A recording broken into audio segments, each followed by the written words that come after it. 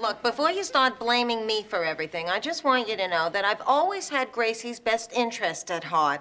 And I think I've done a pretty good job with her, except for this one measly little dead friend thing. You know what I think? That's it? 2 seconds of conversation and you're ready to pass judgment? I think you've done a good job with Grace. Oh, she is very insightful. She's really starting to open up, not to mention a marked improvement in her wardrobe. Oh, thank you. We'll talk. Hello. It's Phoebe and Raj. Come on up. Oh, good. Raj is here. What's the matter with Raj? That's nothing. It's a little thing. I hate that guy. So he was a little analytical. That's what he does, you know? Come on, he's not that bad. You see, that's where you're wrong. Why would I marry her if I thought on any level that she was a lesbian? I don't know. Maybe you wanted your marriage to fail.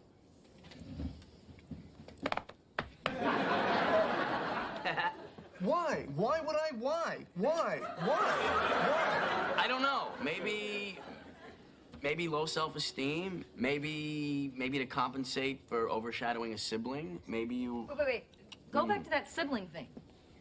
Well, I don't know. It's conceivable that you wanted to sabotage your marriage so that the sibling would feel like less of a failure in the eyes of the parents. That's ridiculous. I don't feel guilty for her failures. Oh, so you think I'm a failure? Isn't it good? Yeah. No, that's not what I was saying. You know what? I mean, all these years, I thought you were on my side, but maybe what you were doing was sucking up to Mom and Dad so they'd keep liking you better. Hey, I married a lesbian to make you look good. Hey, Charlie, how's it going? Boy, you really blew it this time. Did I now? How so? I've fallen in love with Chelsea. Oop, my bad. Damn right you're bad.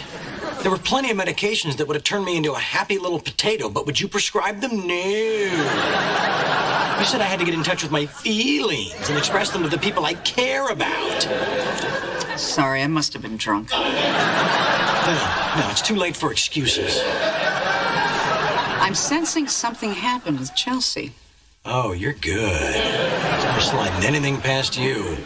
Hey, last night I dreamt I was a giant hot dog jumping through a donut that looked like my mother. What do you suppose that means?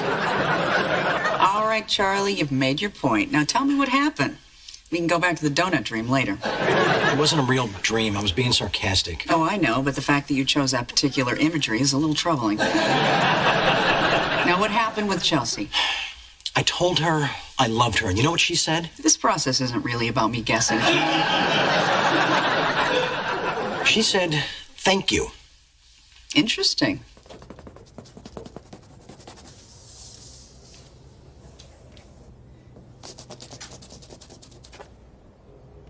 Okay. So, nice and clean. I'm afraid we're out of time. What do you mean? I just sit down. Well, the therapeutic hour is 50 minutes, and you just spent 48 of them disinfecting the chair. It's clear you have a fairly severe case of obsessive-compulsive disorder. Really?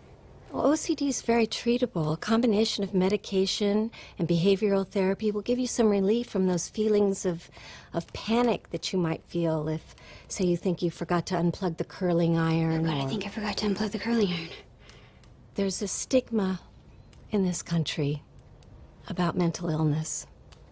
I mean, depression, anxiety, OCD, bipolar, they're hard to diagnose, so people don't always appreciate that they're serious problems, but they are. Yeah, I don't know. You know, I'm not sure I want to lay on a couch and tell some stranger all of my secrets.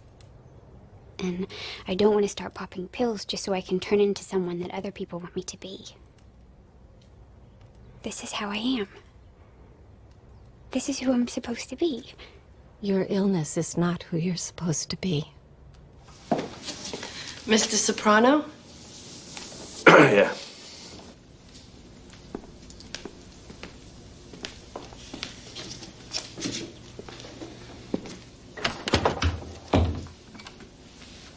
Have a seat.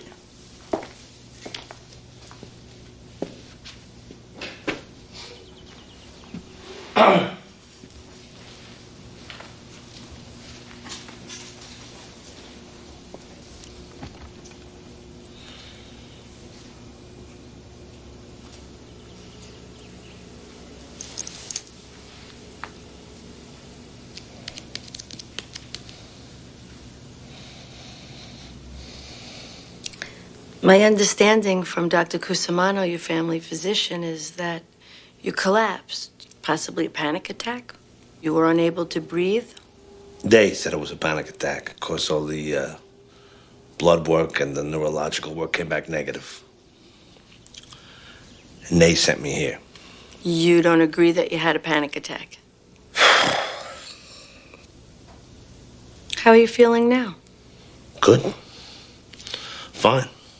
Back at work. What line of work are you in? Waste management consultant. What is it about society that disappoints you so much?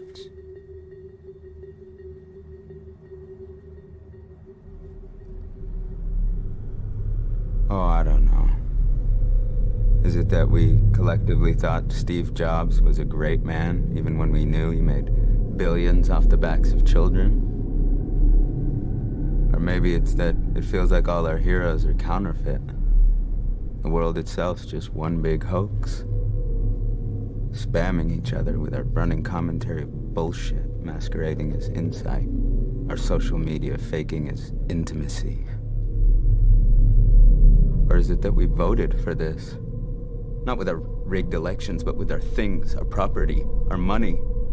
I'm not saying anything new. We all know why we do this, not because Hunger Games books makes us happy, but because we want to be sedated.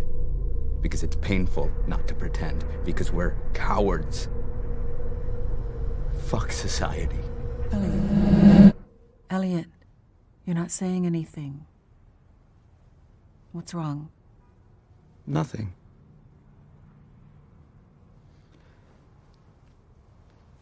Don't be frustrated.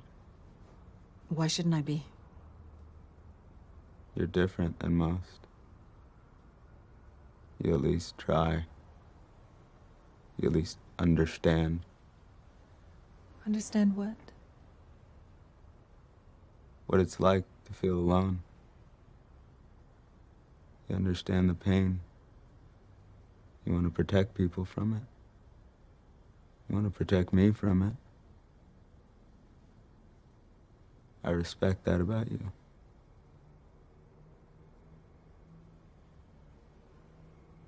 Why do you think I know what it's like to feel alone? Shit. From her emails? Elliot? I don't know. Hold on. I have a few questions. Okay. Why did these people survive if everyone else died? Are there certain qualities you need to survive a zombie apocalypse? Just wondering what my odds would be. Well, yeah, you have to be smart and brave and strong-willed. Okay. And you have to be careful of who you can trust. Why is that? Well, because the danger in a zombie apocalypse is actually the people. Because, yeah, the zombies are going to kill you, but they can't help it. They're just trying to satisfy their hunger for human flesh. But the people, they'll just take advantage when things go haywire, and they'll just take advantage of the chaos. And they start doing, like, fucked up things to each other. But they don't have an excuse. They know better. Well, they should, anyway. And is that inevitable? That the humans end up turning on each other and becoming untrustworthy? Yeah. I mean, well, I don't know. Maybe not. Maybe some stay decent, but you never hear about them. So in order to survive, you have to assume everyone else is an enemy. Yeah. And the only person you can really trust is yourself. Yeah. Because even if someone says they have your back, even if they say they're going to protect you, They won't. They won't. Isso tudo é verdade. Mas e se fosse uma coisa química? Se a minha depressão fosse uma coisa química?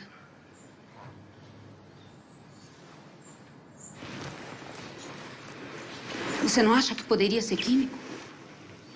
Claro que a sua depressão é química. Então não tem nada a ver com a história do meu irmão.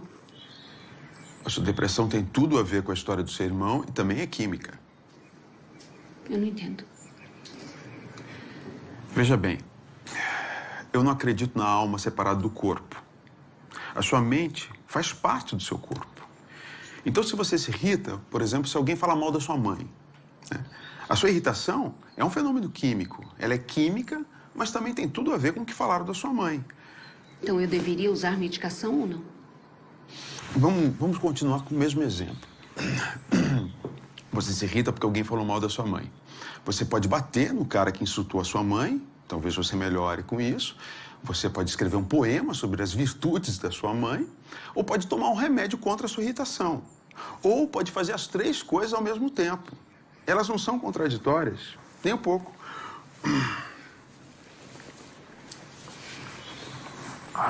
Mas então você não acha que eu poderia usar medicação? Claro que poderia. Por que você voltou? É que às vezes a gente precisa ser desafiado, sabe? Pro jogo ser bom, né? Tem que ter um rival do mesmo nível. A gente tá no mesmo time, você não percebeu? Pois é, mas é só bola na trave.